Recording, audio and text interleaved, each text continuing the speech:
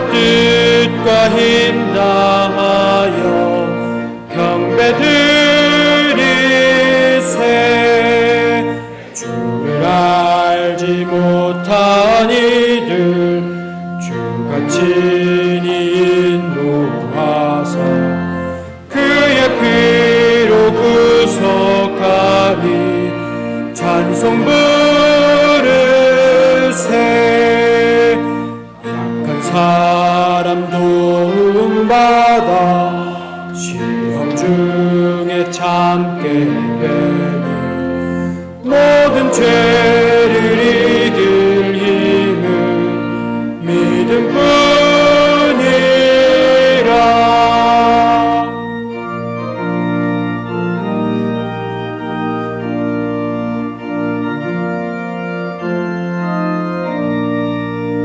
진리 대신 우리 주는 영원토록 변함없네.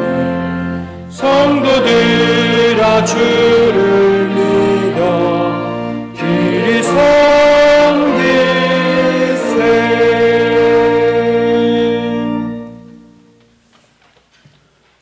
우리 주 예수 그리스도의 아버지 하나님을 찬송하리로다. 그의 많으신 긍휼대로 예수 그리스도를 죽은 자 가운데서 부활하게 하심으로 말미암아 우리를 거듭나게 하사 산 소망이 있게 하시며 썩지 않고 더럽지 않고 쇠하지 아니하는 유업을 있게 하시나니 곧 너희를 위하여 하늘에 간직하신 것이라. 아멘.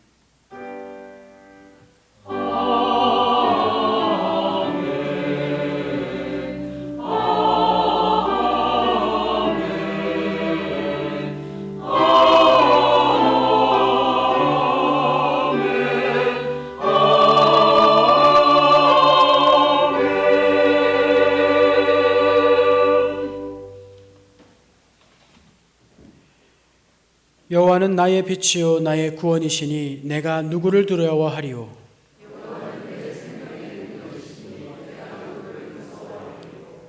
악인들이 내 살을 먹으려고 내게로 왔으나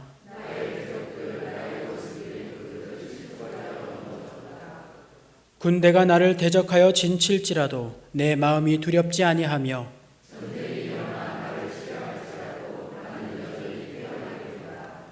내가 여호와께 바라는 한 가지 일 그것을 구하리니 곧 내가 내 평생에 여호와의 집에 살면서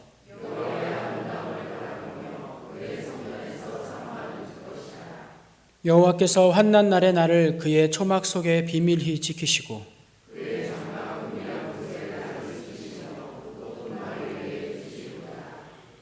이제 내 머리가 나를 둘러싼 내 원수 위에 들리리니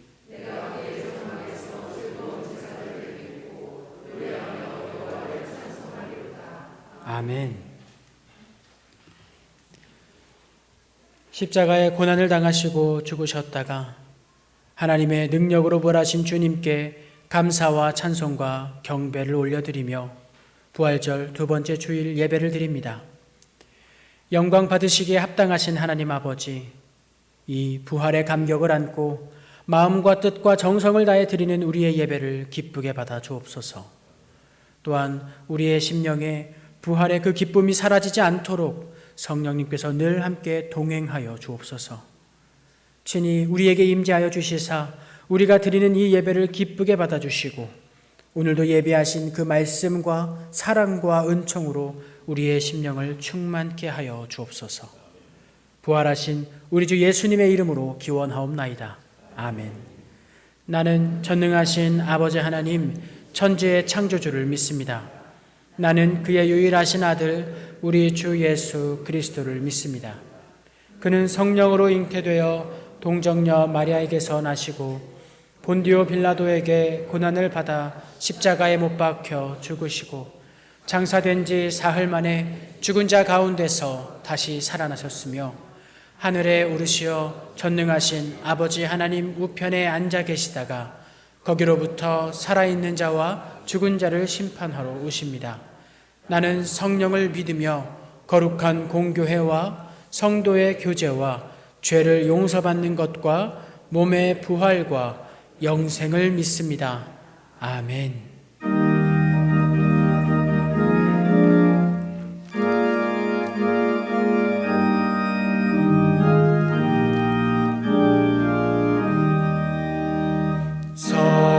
성자와 성령 영원히 영광 받으옵소서. 태초로 지금까지 또 길이 영원 무궁 성삼위께 영광.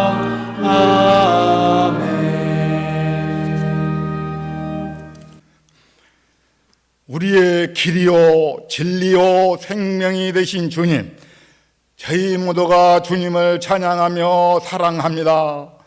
저희들을 만세전에 하나님의 은혜로 그리스도 안에서 택하여 주시고 믿음으로 구원받게 하시고 거룩한 하나님의 자녀로 살게 하심을 감사를 드립니다. 이 시간 저희 모두가 한마음으로 신령과 진정으로 예배 드릴 수 있도록 성령께서 인도하여 주시옵소서. 사랑의 주님, 주님의 피로 값져 사신 서초 신동교회가 날마다 말씀으로 새롭게 하시고 성령으로 뜨겁게 하시고 기도로 충만하게 하시어 주님께서 명령하신 온 유대와 사마리아와 땅끝까지 이르러 복음을 전하는 주님의 제자가 되게 하시고 빛과 소금의 역할을 다하는 주님의 순례자들이 되게 하여 주옵소서. 부활의 주님, 2023년은 주님의 복음이 들어온 지 140주년이 되는 해를 맞이했습니다. 특별히 복음을 위해서 목숨을 바친 순교자들과 기도와 물질과 몸과 마음을 다하여 충성한 백성들을 기억하시어 대한민국을 하나님이 쓰시는 국가가 되게 하시고 대통령과 산부 여인들에게 지혜를 주셔서 나라를 잘 이끌어가게 하시고 한국의 총회와 노예와 교회들에게 은혜와 진리로 충만케 하시어 한반도가 평화적으로 하나 되어가는 민족 되게 하여 주시옵소서. 이를 위하여 저희들을 쓰시고 저희들의 가정을 쓰시고 서초 신동교회가 한반도의 등대가 되게 하시고 세계의 빛이 되게 하여 주옵소서. 이 시간 말씀을 들고 단위에 서신 사자를 붙드시고 영육간에 강건하게 하시고 큰 능력을 주셔서 우리가 말씀으로 일을 얻게 하시고 그 말씀으로 인하여 세상을 넉넉히 이기는 믿음을 주셔서 65세에 무두셀라를 낳고 300년 동안 하나님과 동행한 에녹과 같이 하나님 남은 생애를 하나님과 동행하는 삶을 살게 성령님 인도하여 주시기를 원합니다. 시온 찬양대의 찬양을 하나님 홀로 영광 받으시고 듣는 저희들에게 은혜와 기쁨과 일하기 충만케 하옵소서. 이 모든 말씀을 우리를 구원하신 예수 그리스도 이름으로 기도드립니다. 아멘.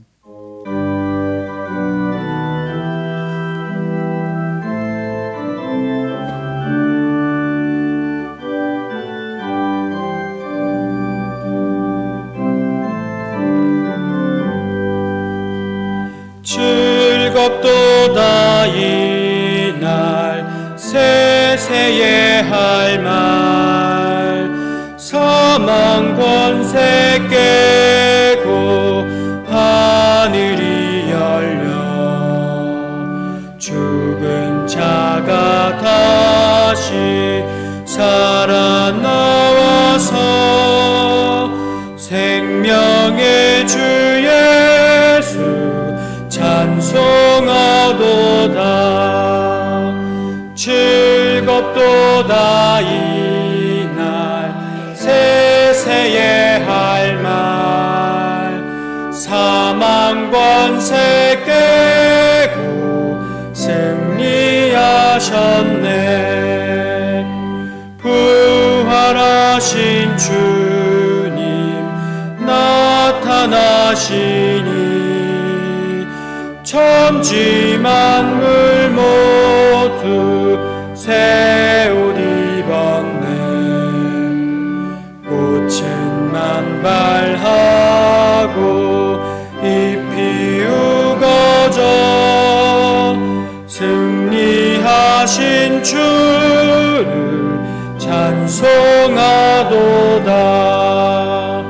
즐겁도다 이날 세세의 할 말. 사망 권세 깨고 승리하셨네.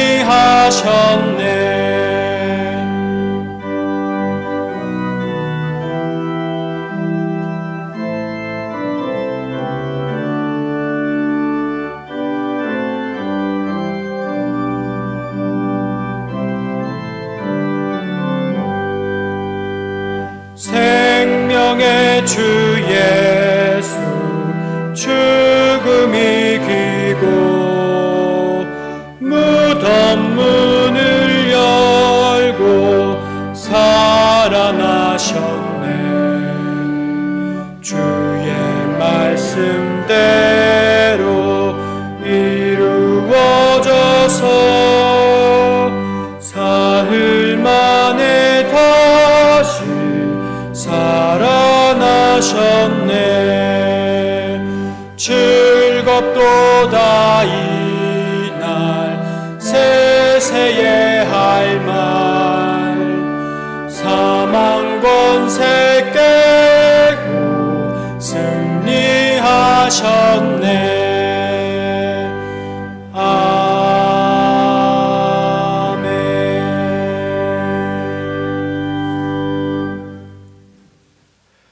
오늘 우리에게 주신 하나님의 말씀은 신약 성경 요한복음 21장 1절로 17절까지 말씀입니다.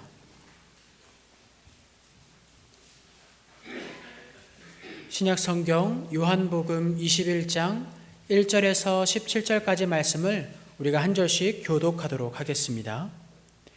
그 후에 예수께서 디베랴 호수에서 또 제자들에게 자기를 나타내셨으니 나타내신 일은 이러하니라.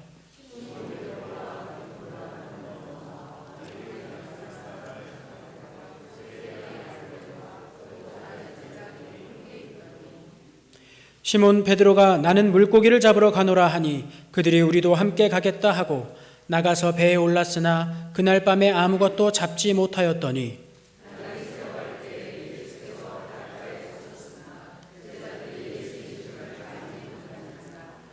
예수께서 이르시되 얘들아 너희에게 고기가 있느냐? 대답하되 없나이다.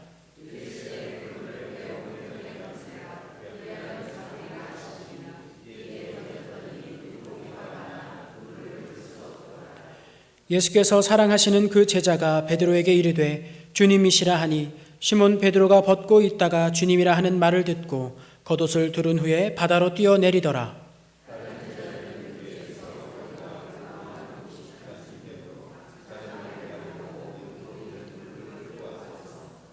육지에 올라보니 숯불이 있는데 그 위에 생선이 놓였고 떡도 있더라.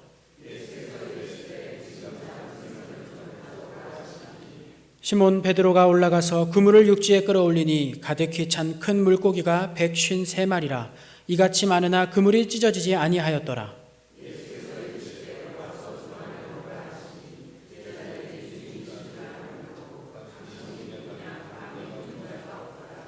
예수께서 가셔서 떡을 가져다가 그들에게 주시고 생선도 그와 같이 하시니라.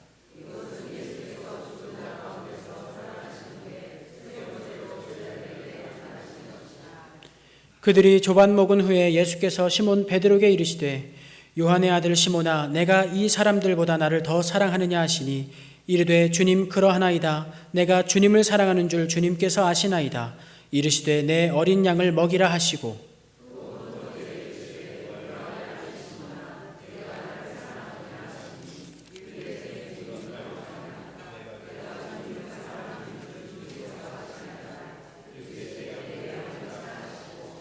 세 번째 이르시되 요한의 아들 시몬아 내가 나를 사랑하느냐 하시니 주께서 세 번째 내가 나를 사랑하느냐 하심으로 베드로가 근심하여 이르되 주님 모든 것을 아시오매 내가 주님을 사랑하는 줄을 주님께서 아시나이다.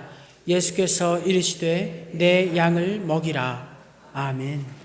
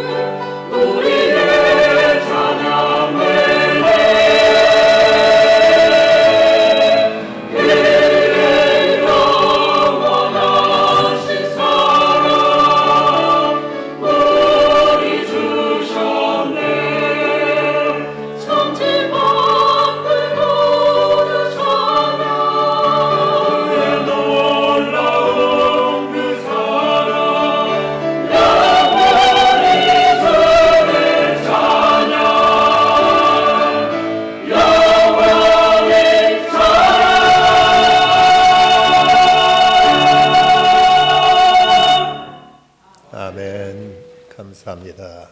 은혜로운 귀한 찬양이었습니다. 가만히 보니까 1부 예배 때 찬양하신 분이 또 2부 예배 시간에도 와서 또 찬양하고 계시는군요. 한번 봉사하기도 쉽지는 않을 텐데 거듭 연습까지 해가면서 이렇게 열심히 봉사하신 모습 보니까 참 귀하게 생각됩니다. 어떤 며느리가 시어머님께 처음 휴대폰을 사드렸다고 합니다.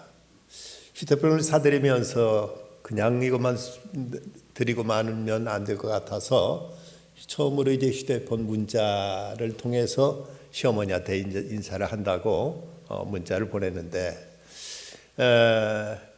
어머니 오래오래 사세요라고 이렇게 문자를 보낸다고 보냈는데 그만 어떻게 글자가 가는가 하면 어머니 오래오래 사네요 라고 이렇게 문자가 가고 말았다고 합니다.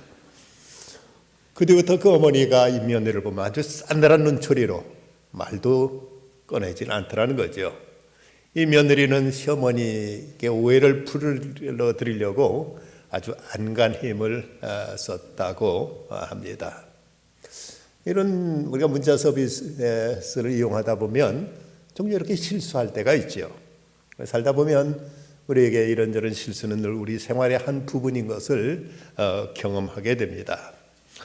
영국의 그 스테반 파이리 쓴 실패의 책이라는 그 책에 보면 1978년도 영국의 소방수들이 파업을 한 적이 있었다고 합니다. 그런데 정부에서는 이 긴급 상황에 대처하기 위해서 영국 군인들을 중에서 이제 소방대원을 차출해서 그들로 하여금 소방 업무에 감당하도록 비상조치를 취했습니다. 근데 그때 영국 런던의 남부에 있는 어느 마을에 살던 할머니가 집에서 키우던 고양이 한 마리가 어떤 이제 갇히게 되는데 이걸 좀 꺼내달라고 소방서에 연락이 옵니다.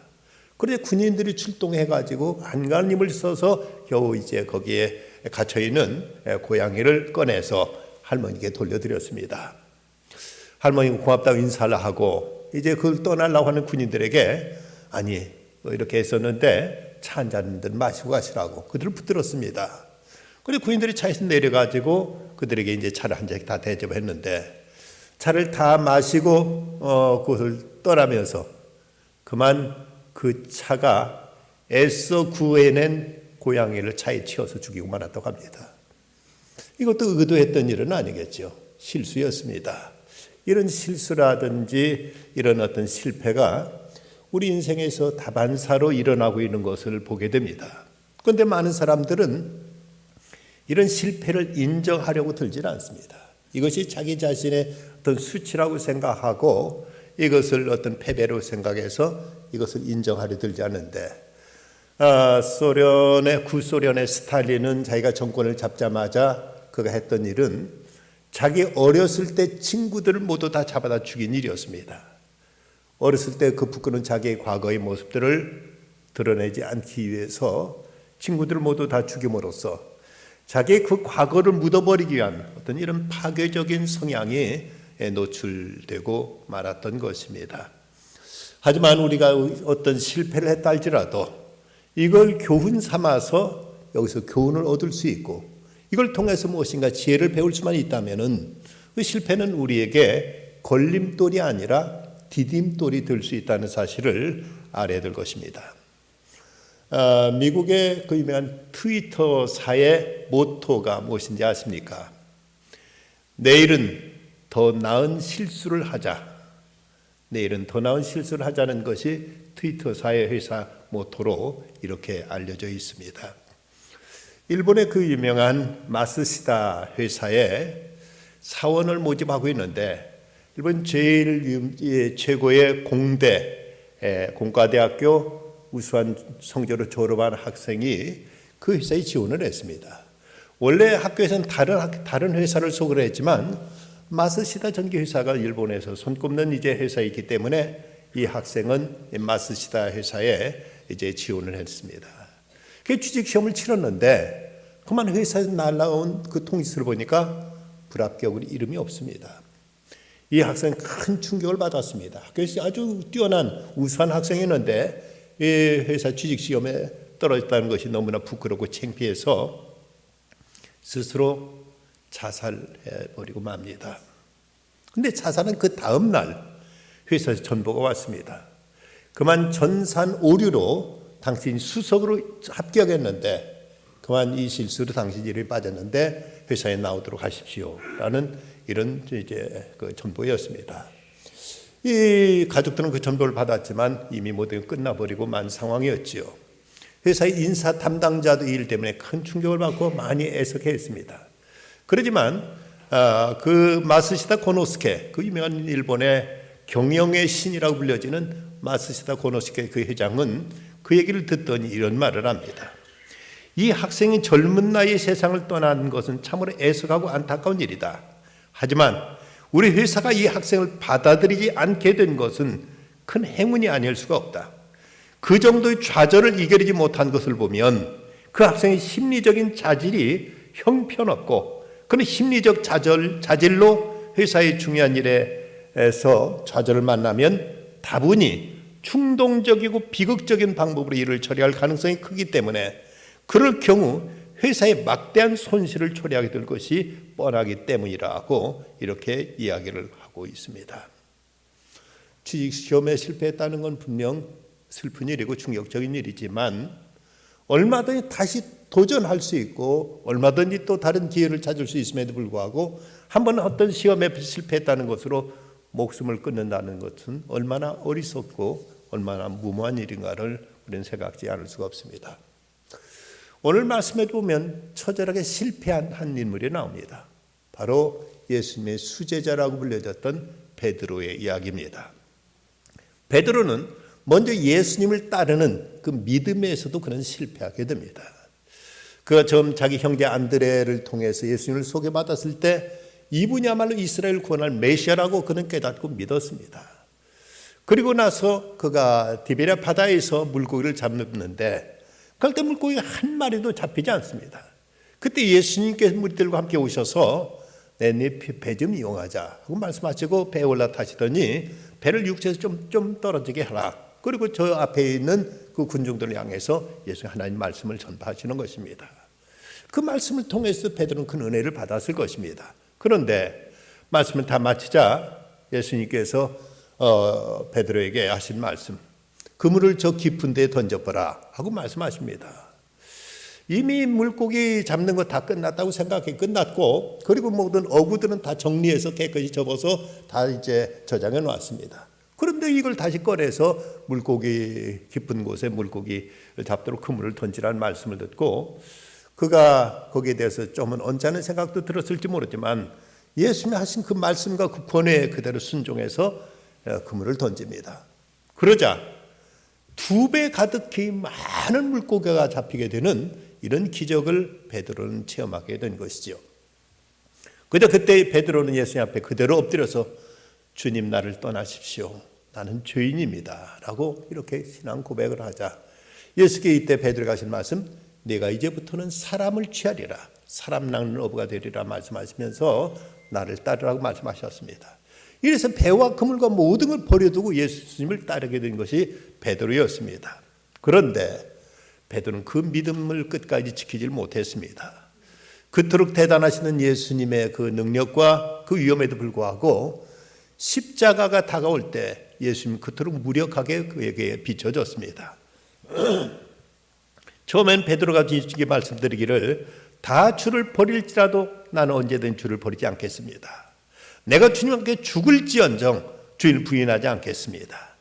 또 베드로가 맹세하고 또 부인하여 가로되 내가 그 사람 알지 못하노라 하더라. 저가 저주하며 맹세해 가로되 내가 그 사람 알지 못하노라며 거듭거듭 그는 이제 예수님을 나중에는 저주까지 하면서 예수님을 모른다고 부인해버리고 말았습니다. 근데 오늘 말씀해 보면은 3절에 시몬 베드로가 나는 물고기 잡으러 가노라 하매 저희가 우리도 함께 가겠다 하고 나가 배에 올랐다. 지금 이때는 예수님께 부활하신 다음 그리고 1절에 보면 그 후에 예수께서 디베랴 바다에서 또 제자들에게 자기를 나타내셨으니 나타내신 일이 이러하니라. 예수님이 부활하셨습니다. 부활하시고 나서도 몇 번 제자들에게 나타나신 적이 있습니다. 그런데도 불구하고 베드로는 나는 물고기 잡으러 가노라 하면서 더 이상 주님을 따르지 않겠다. 이제는 예수님과 나하고 상관없다. 나는 예수 없이 그냥 살겠다 하고 믿음을 저버리는 이런 참으로 참담한 이런 선택을 하고 마는 것입니다. 그것도 정착의 마음이 맞지 않으면 자기 혼자 조용히 빠져나갈 것이지 제자들까지 선동해서 제자들까지 우르르 끌고 가서 지금 갈릴리 바다에 물고기 잡는 일을 하게 된 것이 베드로의 그 믿음에 있어서 실패의 모습입니다. 이것만이 아니죠. 오늘 말씀을 보면 또 그에게 또 다른 실패가 있었습니다. 3절 후반절에 나와서 배에 올랐으니 이 밤에 아무것도 잡지 못하였더니 물고기 잡는 것이 그가 한 1, 2년 그가 쉬었다고 해서 한 3년 쉬었다고 해서 물고기 잡는 기술을 다 잊어버리는 것은 아닙니다. 그는 이전에 그가 물고기 잡는 일로 뼈가 굵도록 이 일을 위해 살았던 사람이기 때문에 몇 해 물고기 안 잡았다고 해서 또 다시 그물 던졌는데 안 잡힌다는 법은 없는데 이제 물고기 한 마리도 잡히지 않습니다. 이때 그의 마음이 어떠했을까? 우리가 짐작해 보면 내가 예수님을 버렸더니 이 일까지도 안 되는가 하는 그런 양심의 가책들이 그에게 아마 몰려왔을 것으로 보여집니다. 이처럼 철저하게 실패한 베드로를 예수님이 회복시켜 주시죠. 다시 그를 주님께서 이렇게 세워주시는 모습을 봅니다. 어떻게 예수님 베드로를 회복시켰는가? 3단계를 통해서 예수님은 베드로를 회복시켜 주십니다. 그 첫째는 처음 주님을 만났을 때 옛 추억을 기억하게 하십니다.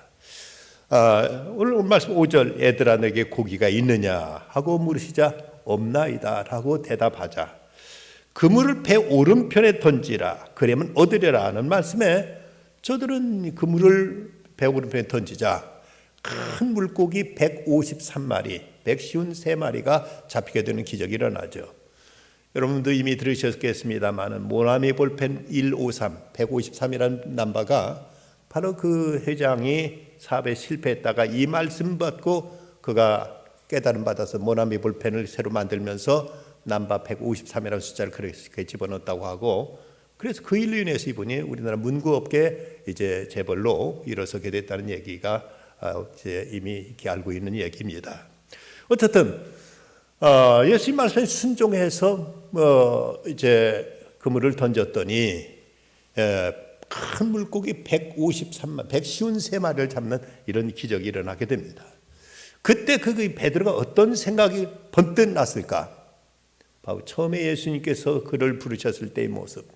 그때 물고기 한 마리 잡지 못했을 때 예수님께서 그물을 깊은 데 던지라 하고 말씀하시자 물고기를 2배 가득히 잡게 되는 이런 기적을 체험했었던 것이죠.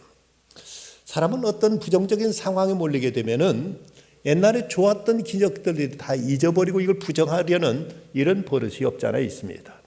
어느 가정에서 딸아이가 고등학교 다녔는데 수학여행을 보내달라고 하는 것을 보내주겠다고 대답을 했는데 막상 형편이 도무지 수학여행을 치를 돈이 없어서 딸아 미안하다. 지금 도저히 형편 너를 수학여행 보내줄 수가 없겠구나 하고 이렇게 부모가 안타까운 마음으로 딸에게 이제 사과를 합니다. 그런데 어린 철없는 녀석은 뭐라고 하는가 하면 엄마 아빠가 나한테 해준 게 뭐 있어. 그리고는 집을 뛰쳐나가 버리고 말았다는 거죠. 그 핏덩어리 같은 거 지금까지 그 정성과 사랑을 키우면서 지금까지 길러줬는데 지금 자기가 원하는 수학여행 한 가지 들어주지 못했다고 해서 부모의 모든 사랑을 부정해버리고 말듯이 우리들을 때로 뭔가 내 뜻대로 되지 않는 일이 있으면은 좋았던 건 다 잊어버리고 나쁜 거 한 가지만 붙들고 그것 때문에 속상하게 하고 그것 때문에 스스로를 괴롭히고 다른 사람을 원망하는 이런 일들이 없지 않아 있습니다. 베드로에게 그 많은 기적들, 예수님의 변화산에서 그 엄청난 영광스러운 모습도 보여주셨고 그 예수님의 대단한 능력들을 나타내셨는데 십자가 앞에서 그 무력한 예수의 모습을 보고 베드로는 실망해서 이분 따라봤자 별로 재미없겠다 하고 그렇게 생각했었는지, 부활하신 예수님만 보면서도 전혀 어떤 현실성을 그는 느끼지 못했는지 갑자기 사라지고 갑자기 나타나신 모습 속에서 전혀 현실적인 어떤 의미를 찾지 못했는지 나는 물고기나 잡으러 가겠다고 이렇게 떠났던 제자입니다. 오래전에 리더스 다이제스트 잡지에서 그런 얘기가 실렸습니다. 그리스도인이면서 작가였던 아서 고든이라는 사람이 우울증에 걸려서 도무지 글을 쓸 수가 없는 겁니다. 어떤 이제 글도 그건 작가로서 글을 쓰려고 해도 어떤 이제 글에 대한 작상이 떠오르지도 않을 뿐만 아니라 자기 자신이 괴로워서 견딜 수 없을 때 자기 친구이면서 크리스찬인 상담가, 정신과 의사인 그 상담가를 찾아가서 자기 사정을 털어놓습니다. 그러자 나는 도저히 내가 그런 곳하고 더 이상 살고 싶은 의욕도 없어져 버렸네 하고 이렇게 말하자 친구가 묻습니다. 자네가 어렸을 때 가장 하고 싶었던 그리고 좋아했던 일은 무엇이었나? 내가 어렸을 때 좋아했던 것은 해변에서 파도소리를 듣는 일이었지. 그러면 내가 시키는 대로 한번 해보겠는가? 뭐 다른 전혀 대안이 없었기 때문에 알았네. 뭐 어떻게 하면 되겠는가? 그러자 처방전을 4장을 써줍니다. 그러면서 가서 아침 9시에 한 장을 읽어보고 그대로 하고 12시에 그리고 오후 3시에 오후 6시에 한 장 읽어보라고 이렇게 친구가 이제 얘기를 합니다. 그래서 이제 그 처방전을 들고 가서 해안에 이제 해변가에 나갑니다. 아침 9시에 첫 번째 처방전을 펴봤더니 자네가 좋아하는 파도 소리, 갈매기 소리를 잘 들어보게. 그럼 바닷가에 어린 시절에 파도와 갈매기 소리를 듣던 때를 회상하면서 이 귀를 기울이자 마음에 잔잔한 평화가 몰려오기 시작합니다. 12시에 두 번째 처방전을 펼쳤습니다. 자네가 어렸을 때부터 지금까지 행복하다고 기억되는 순간들을 생각해 보게. 그동안은 자기가 모든 불행하고 자기의 마음속에는 그저 잿빛 그 어떤 회색빛 이런 그 어둠뿐이었지 아무런 희망도 기쁨도 없다 생각했는데 그 파도 소리를 들으면 가만히 생각하니까 어렸을 때 그 청순했던 꿈들 청소년 때 그 발달했던 자기의 삶들, 그리고 그가 결혼하고 행복하게 지냈던 때들이 하나하나 그는 떠오르기 시작하는 것입니다. 그리고 이제 3시 때에 되어서 다시 처방전을 펴봤더니 자네 인생의 동기와 의미를 검토해 보게. 그러자 그는 자기가 왜 글을 쓰려고 하는지, 자기가 사는 인생 목표가 뭔지를 생각해 봤더니 글 쓰려고 하는 자기 의도는 그저 이 글 잘 써가지고 이름 내고 사람들한테 찬사받고 그래서 책 많이 팔고 하는 이런 어떤 세속적인 욕심, 명예심, 이런 탐심, 이런 것이었음을 깨닫고 그는 양심의 가책을 느끼기 시작합니다.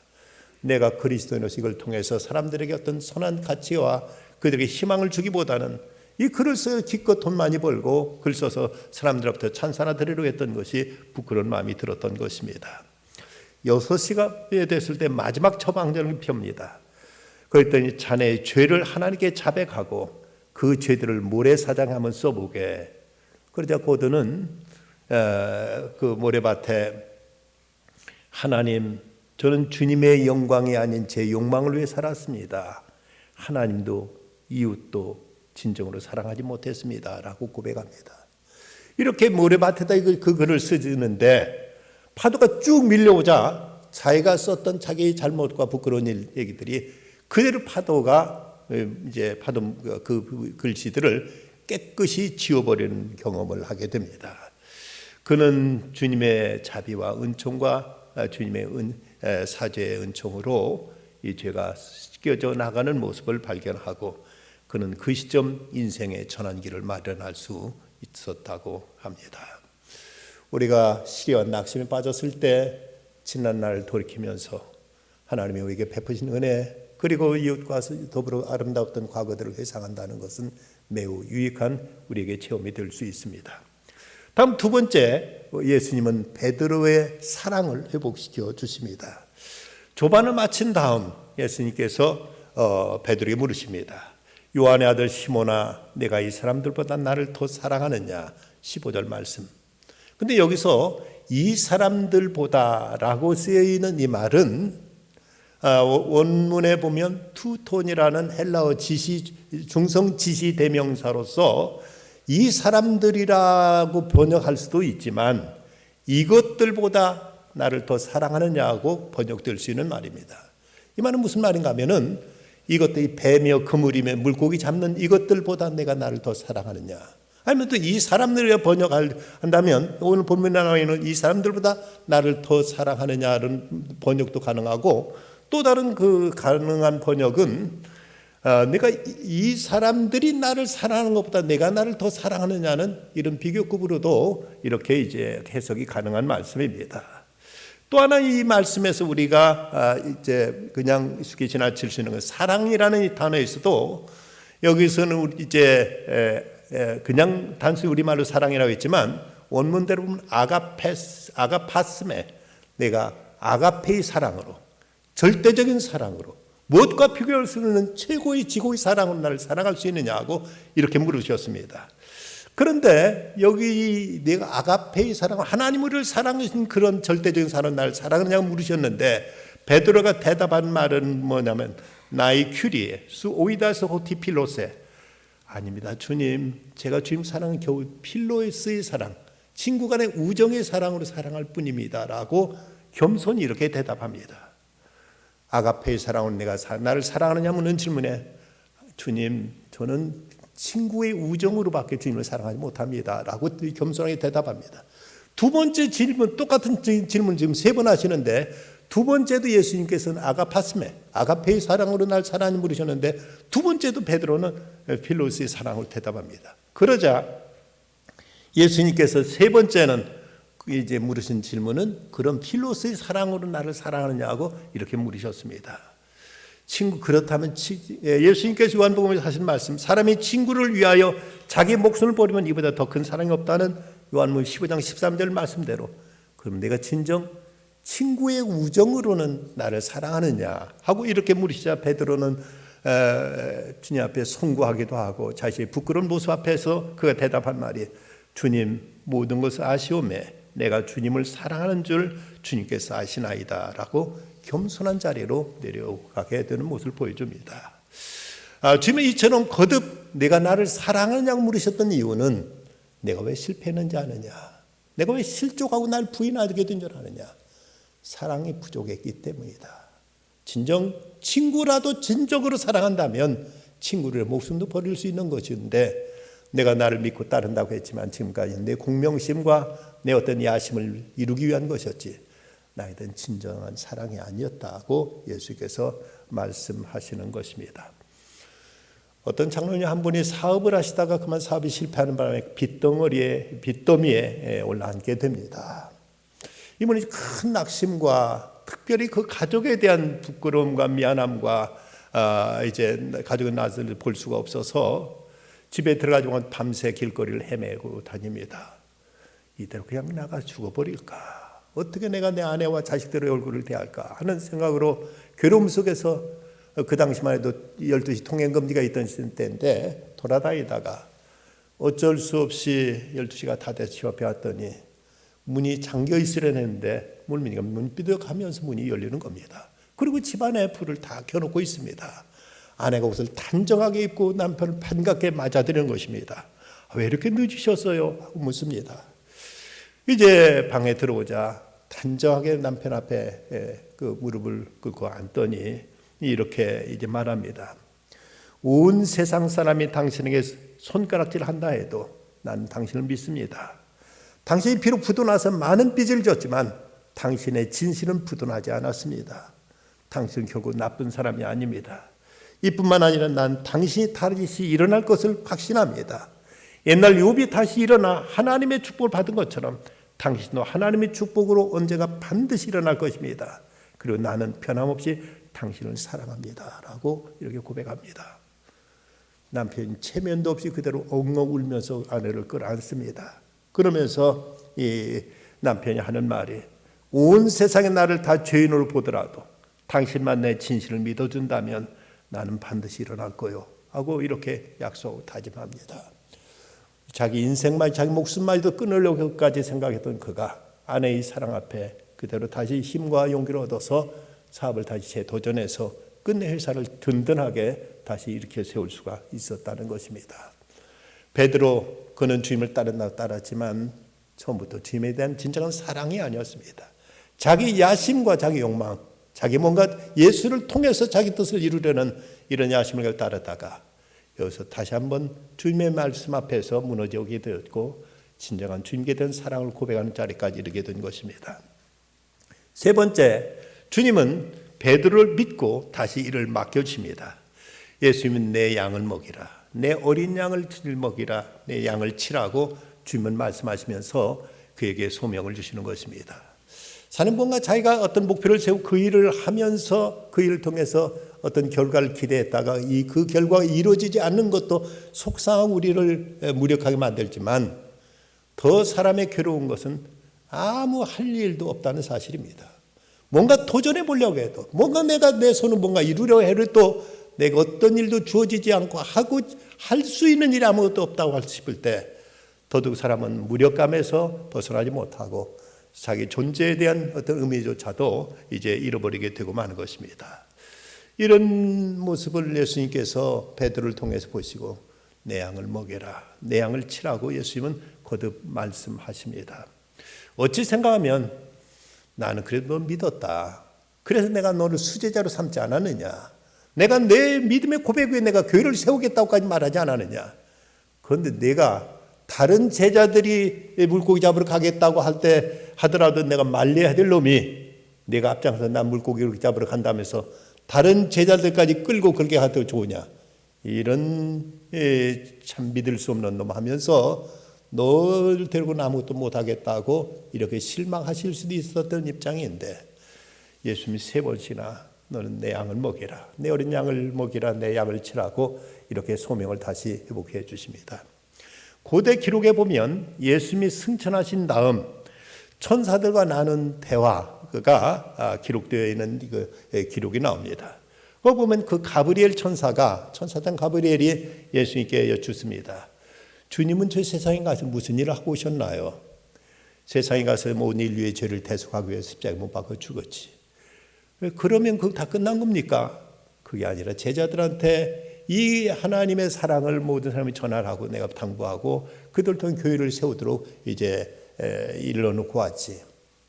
그러자 가브리엘이 또 묻기를, 만약 그들이 실패라도 한다면요, 그들이 주님 말씀을 순종하지 않고 그들이 딴짓을 한다면요, 그럼 주님이 애써서 목숨까지 바쳐서 십자가 지신 모든 대속의 사업이고 구원의 사업이 다 허사가 되는 건 아닙니까?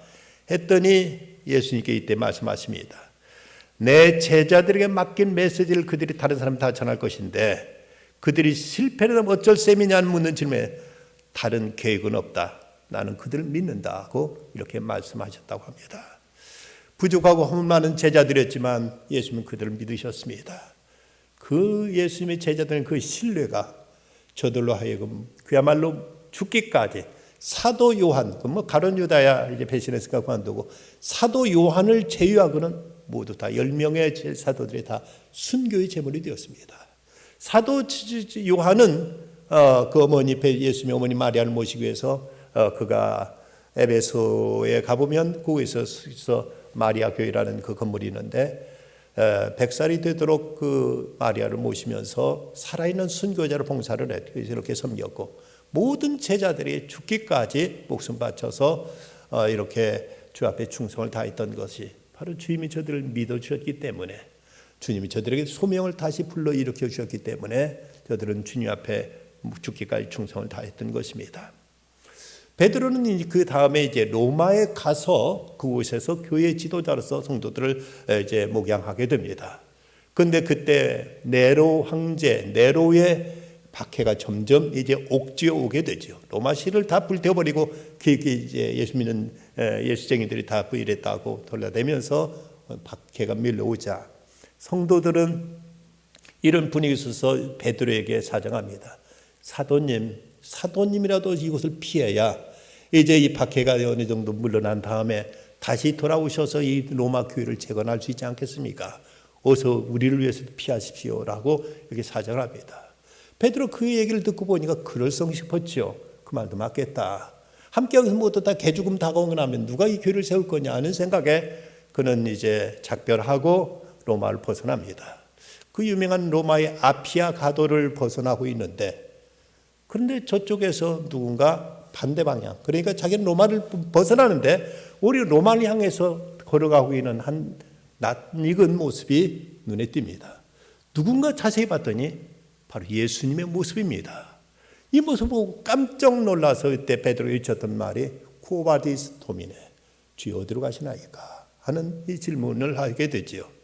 이때 예수님께서 그에게 하신 말씀, 나는 내가 버려두고 가는 로마의 제 양떼를 위해서 다시 십자가에 못 박히기 위해서 로마에 가고 있다. 그 말을 듣고 베드로는 깜짝 놀라 그 앞에 달려가서 무릎을 꿇고 주님 잘못했습니다. 제가 어리석었습니다. 제가 가겠습니다. 제가 그들 성도들과 함께 하겠습니다 하고 로마에 들어가서 근데 그는 십자가에 못 박히게 될 때 로마의 형리들에게 하는 말이 우리 주님이 나를 위해서 이렇게 십자가에 못 박히셨는데 내가 어떻게 우리 주님과 똑같이 십자가에 못 박힐 수가 있겠는가? 나는 거꾸로 매달아다오. 이래서 베드로의 십자가는 거꾸로 된 십자가로 알려져 있죠.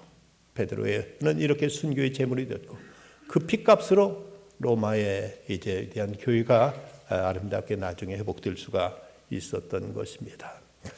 우리도 이 땅에 살다 보면 때로는 결혼에 실패하기도 하고 사업에 실패하기도 하고 인간관계 배신을 당하기도 하고 건강 문제로 인해서 우리는 인생의 큰 실패의 쓴잔을 맛보기도 합니다.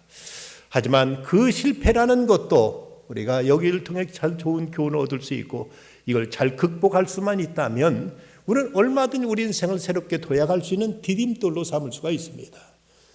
미국에서 세일즈맨을 채용할 때 그들에게 보는 가장 중요한 요소는 그들의 어떤 능력이 아니라고 합니다.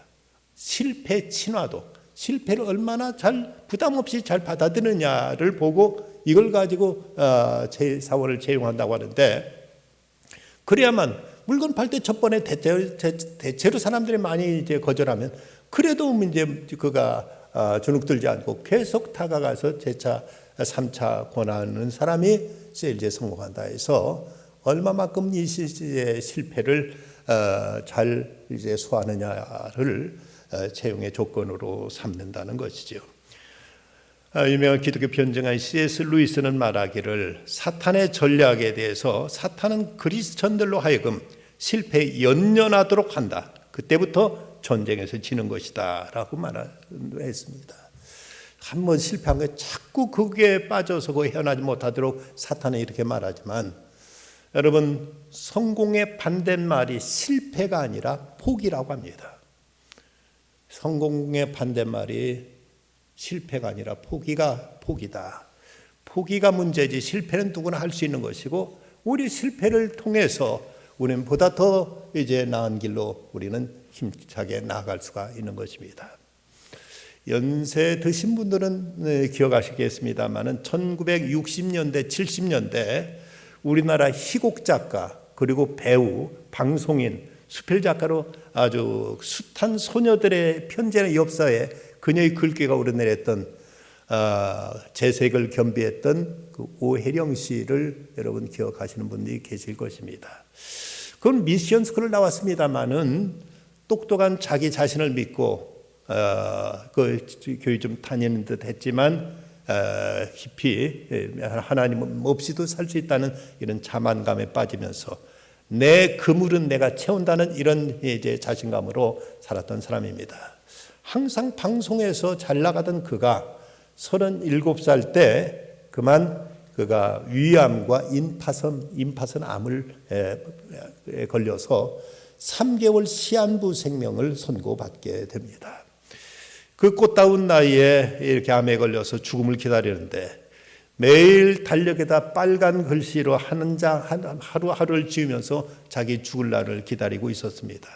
근데 그 매일 그녀에게 날마다 꽃을 보내주던 사람이 희망을 버리지 말라는 메모와 함께 백합화 50송이를 보내왔는데 그는 반시간가량 이 꽃을 꽃의 얼굴을 퍼묻고 있는데 정신이 몽롱해집니다.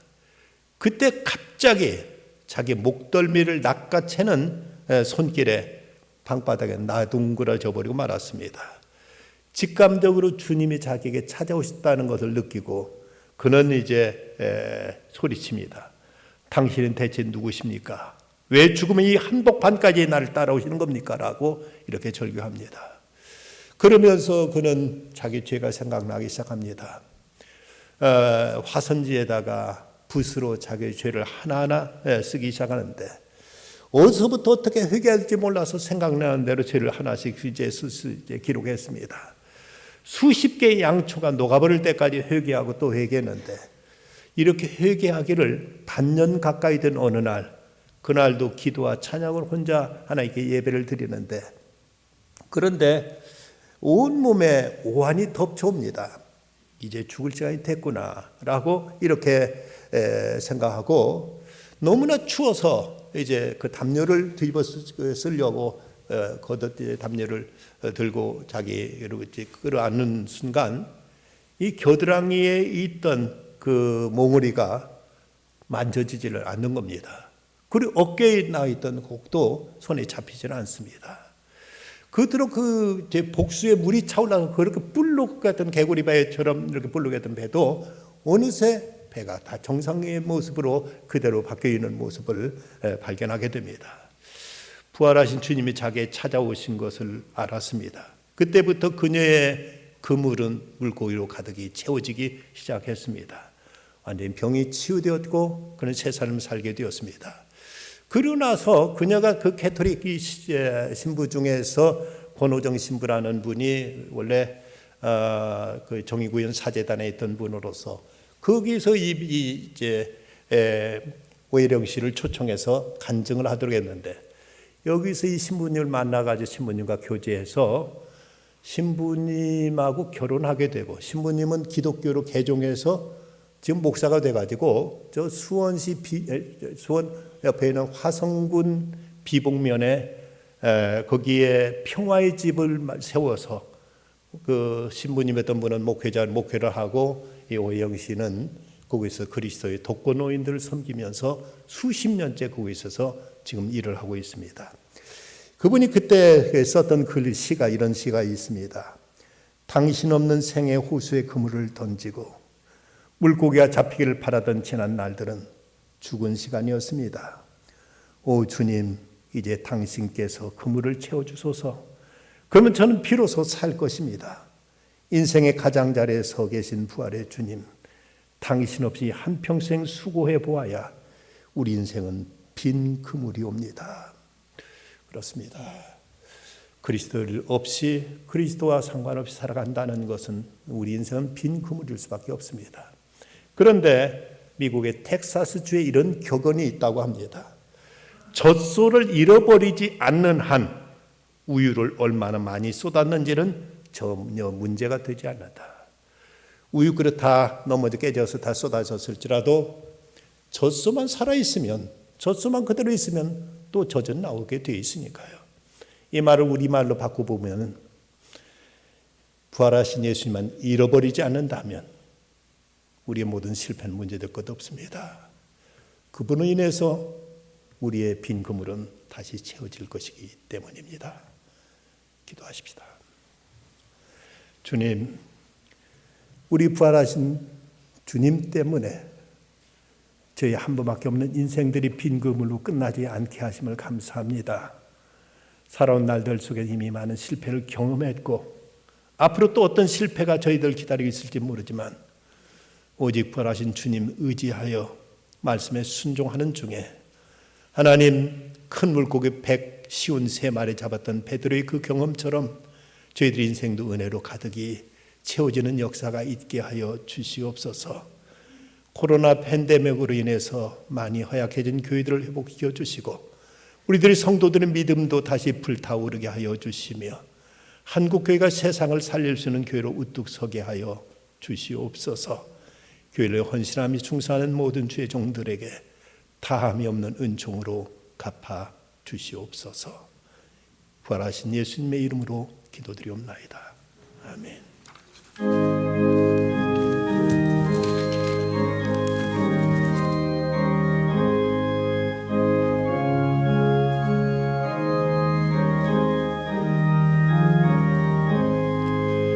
이 죄인을 완전케 하시옵고 내 맘속에 영원히 거하소서.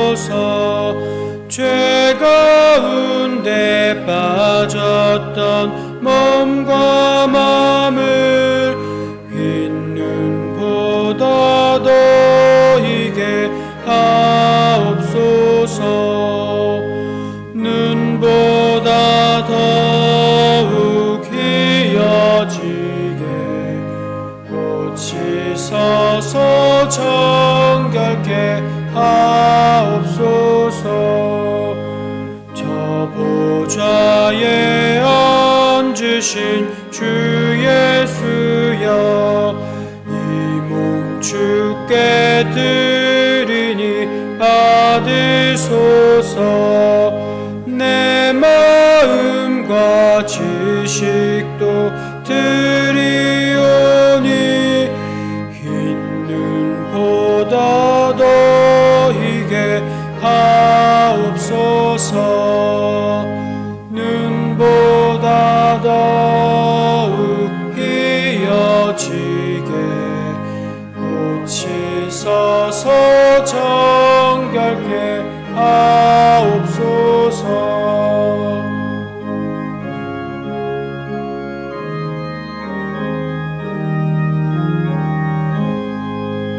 그 상하신 발 아래 엎드려서 날 깨끗게 하시기 원합니다.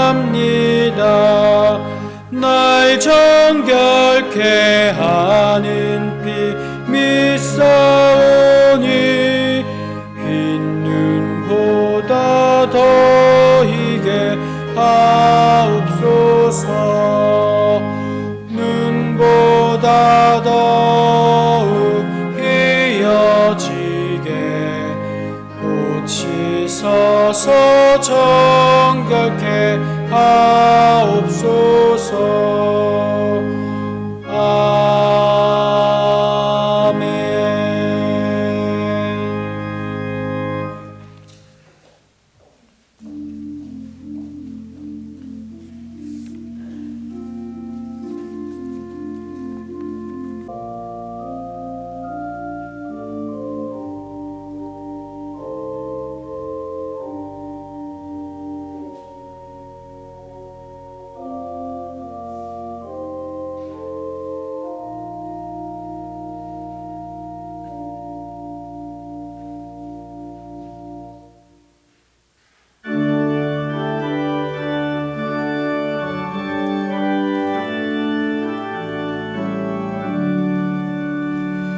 내게 있는 모든 것을 아낌없이 드리네. 사랑하고 의지하며 주만 따라 살리라.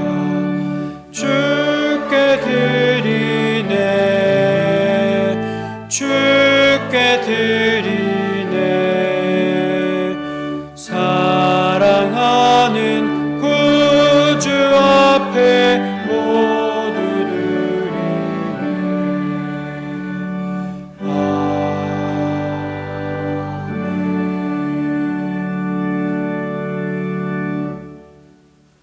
죽음을 이기시고 부활하셔서 우리에게 참 소망을 주신 주님을 찬양합니다. 또한 연약함에 상처 입은 저희들을 그냥 두시지 않으시고 찾아오셔서 예수님과 다시 한번 만남으로 영원한 동행으로 초대해 주시니 감사합니다. 오늘 우리가 그 주님의 초대를 기억하면서 주님께서 주신 양식을 믿음으로 먹게 하여 주옵소서. 이 시간 우리의 삶과 물질을 구별하여 주님께 드리오니 주님의 손길에 의해서 쓰여질 수 있도록 함께 하여 주옵소서.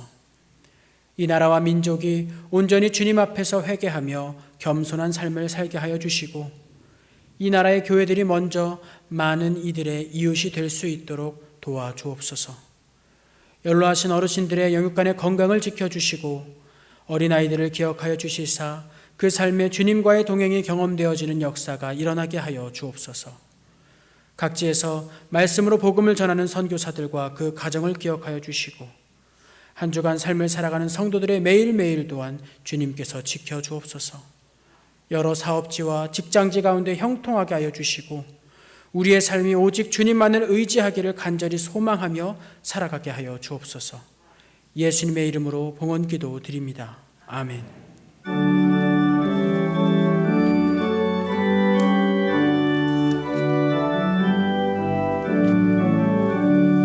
내 영혼아 찬양하라.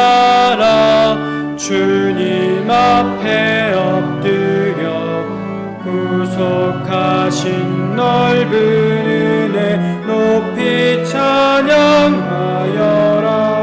할렐루야 할렐루야 영원하신 하나님, 환난 중에 성도들을 구원하여 주셨네.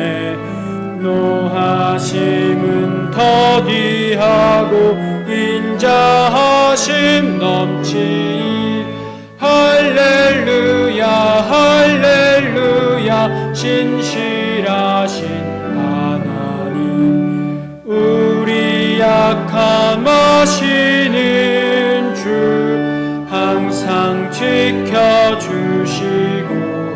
인자하신 그 손으로 보호하여 주시니 할렐루야 할렐루야 자비하신 하나님.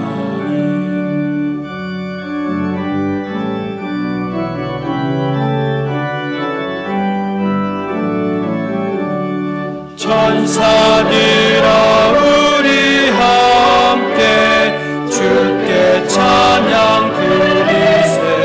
성도들아 모두 모여 주께 경배하여라. 할렐루야